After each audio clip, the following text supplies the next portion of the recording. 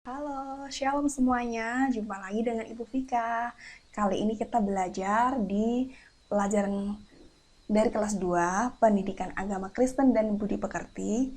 Di pelajaran yang keempat, saling menolong dalam keluarga. Ya. Nah, sebelum lanjut ke materi, Ibu berpesan kepada kalian, siapkan Alkitabnya terlebih dahulu. Oke, jika Alkitabnya masih ada di tempat yang jauh, bisa di-pause dulu videonya dan diambil dulu, kemudian ambil, dan kalau sudah, silahkan di-play lagi videonya. Oke? Sudah?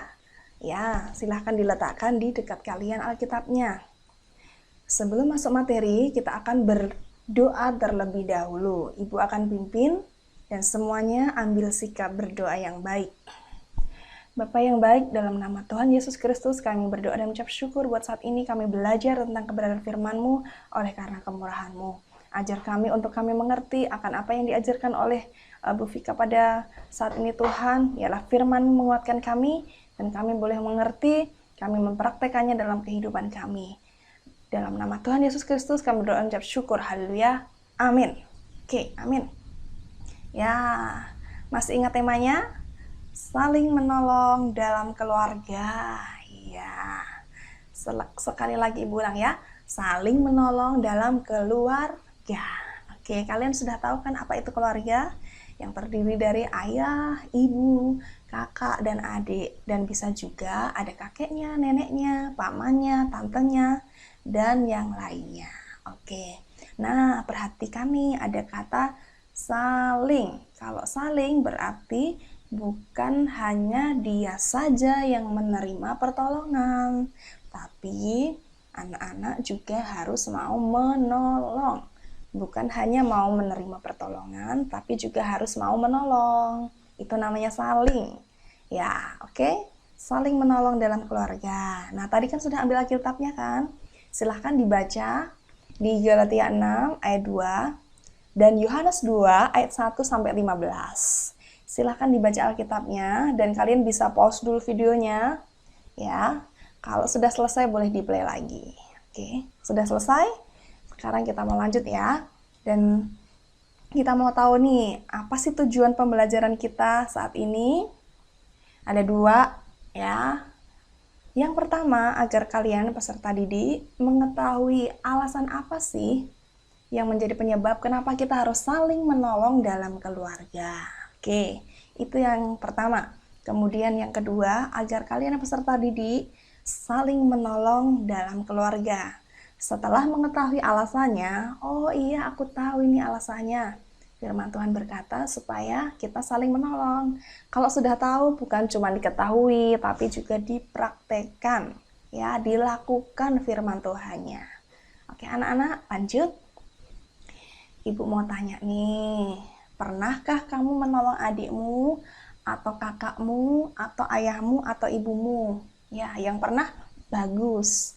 Ya, yang belum pernah, setelah ini harus mau menolong ya. Dan ada juga yang sering, luar biasa kalau sering menolong. Itu anak Tuhan yang hebat. Nah, coba lihat nih contohnya di gambar ini. Ada anak yang membantu menolong ibunya mencuci piring. Pernah nggak kamu bantu cuci piring mama kamu? Pernah? Oke, luar biasa, bagus. Pasti mamanya senang, ya. Nah, ibu mau tanya lagi nih. Waktu kamu menolong ya, ingat kamu kan pernah menolong nih. Ya, waktu menolong itu perasaanmu itu gimana? Apakah senang atau sedih atau biasa saja? Nah, anak Tuhan nih harus kalau menolong harus dengan perasaan yang senang, yang tulus, yang ikhlas. Itu akan mendatangkan damai sejahtera. Nah, tapi kalau menolongnya dengan terpaksa, dengan sedih, aduh, itu tidak menjadi berkat, ya.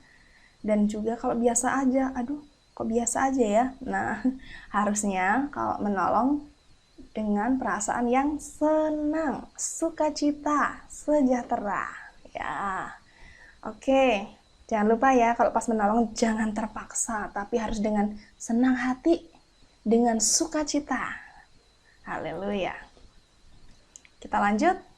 Kemudian pertanyaan berikutnya. Nah, tadi kan sudah ditanya pernah nolong, pernah. Kemudian waktu menolong perasaannya sukacita, senang.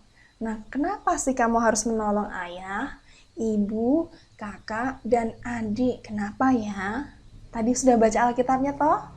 Iya, Galatia 6 ayat 2 mengatakan, bertolong-tolonganlah menanggung bebanmu. Demikian kamu memenuhi hukum Kristus. Ya, jawabannya adalah karena firman Tuhan yang katakan. Kenapa kita harus menolong? Karena disuruh oleh Tuhan, bertolong-tolonganlah menanggung bebanmu. Kalau dalam peribahasa mengatakan, berat sama dipikul, ringan sama dijinjing. Artinya kalau ada pekerjaan yang berat itu, kalau dilakukan bersama-sama akan terasa menjadi ringan. Nah, seperti contohnya nih, saat ini kamu belajar online kan? Ada orang tua yang membantu kamu memfasilitasi HP-nya, paketnya, dan mengoperasikan HP-nya. Itu orang tua menolong kamu, ya kan? Kamu juga harus mau menolong orang tuamu untuk nurut kalau diajar, supaya orang tuanya lebih damai, lebih sukacita, dan senang ketika menolong. Ya, ingat ya, mengapa kamu menolong? Karena itu firman Tuhan yang katakan. Sudah tahu ya? Oke. Iya, coba perhatikan nih, ada gambar di sebelah kiri A, B, C, D, E. Ya, kamu juga bisa temukan ini di buku kamu. Ya, di gambar A ini dan juga B, C, D, E itu bisa dijodohkan, sesuaikan dengan yang di nomor 1, 2, 3, 4, 5. Ya, belajar ya. Yang di A ini, dia seorang anak perempuan yang bawa keranjang. Ini isinya telur. Mana yang cocok ya? Lihat, telurnya dipakai untuk menolong mamanya membuat kue. Anak ini disuruh belikan kue di toko, di warung. Pernah nggak disuruh sama orang tuanya dimintain tolong? Maukah? Harus mau ya, karena kita harus saling tolong menolong. Nah, anaknya yang bantu belikan telurnya, orang tuanya yang membuat kuenya, dan akhirnya bisa makan kue enak bersama-sama. Senang kan? Iya. Kemudian yang B, gambar yang B ini ya. Orang tuanya lagi nyuci baju pakai air. Ini pakai pompa zaman dahulu ya. Mungkin kalian sekarang belum pernah lihat aslinya. Nggak apa-apa, ibu kasih tahu nih. Ini adalah pompa air. Dipompa gini keluar airnya. Kalau sekarang sudah ada air dari misalnya di WTP atau di PDAM, tinggal nyalakan kerannya, nyala ya. Tapi ini ceritanya nyucinya pakai air pompa dan butuh pertolongan nih dari anaknya. Bawakan itu deterjennya. Iya, pernah nggak disuruh sama orang tuanya, tolong dong ambilkan deterjen, mami mau nyuci? Pernah disuruh? Nah, mau nggak nolong? Harus mau ya. Oke, berikutnya yang C, lihat nih. Ada papanya, ada mamanya lagi nanam-nanam bunga. Nah, supaya rumahnya lebih indah ya kan.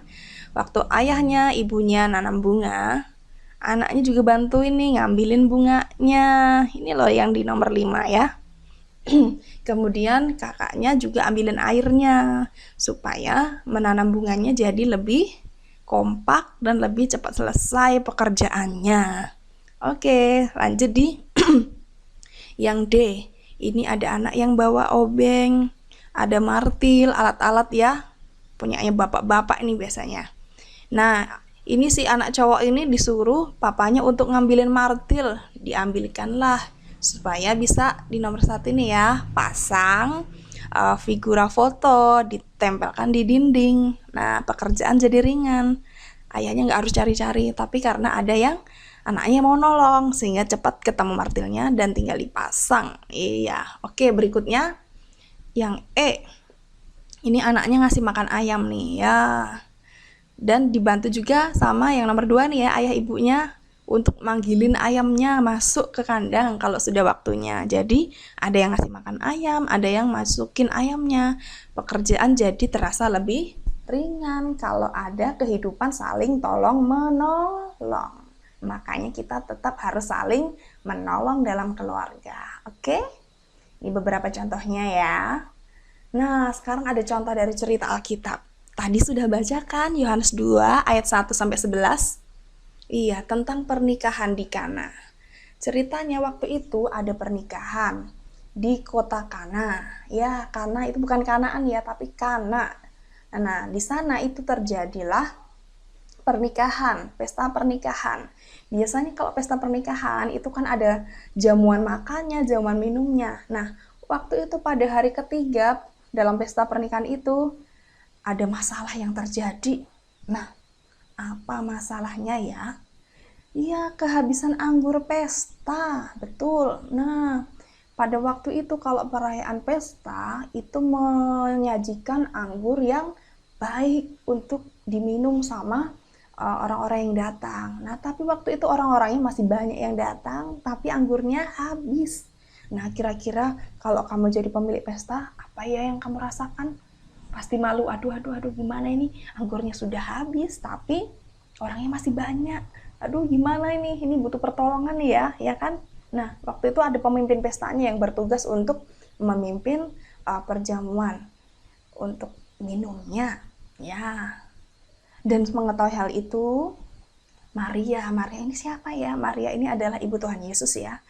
Karena Maria tahu ini pemilik pestanya kehabisan anggur, maka Ibu Maria meminta bantuan kepada Tuhan Yesus untuk membuat mujizat nih. Ini supaya bisa tertolong pemilik pestanya. Nah, anak-anak, singkat ceritanya, Tuhan Yesus mau menolong mereka.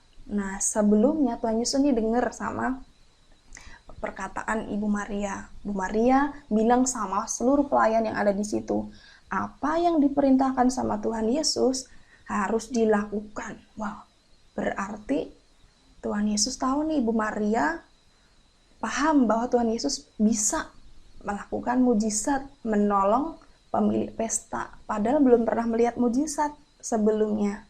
Mujizat yang dilakukan Tuhan Yesus ya, maksudnya. Oke, nah karena Tuhan Yesus melihat hal itu, singkat ceritanya, Tuhan Yesus menolong mereka dengan cara menyuruh awalnya para pelayan, bukan nelayan ya, pelayan untuk mengisi tempayan dengan air. Tempayan itu apa? Nih kamu bisa lihat gambarannya ya. Seperti ini adalah tempat pembasuhan sebenarnya. Tempat pembasuhan itu untuk mencuci. Ya, biasanya kalau di rumah-rumah orang pada waktu itu, di depannya ada tempayan untuk membasuh kaki. Perjalanan dari jauh sebelum masuk rumah dicuci dulu pakai air yang ada di dalam tempayan.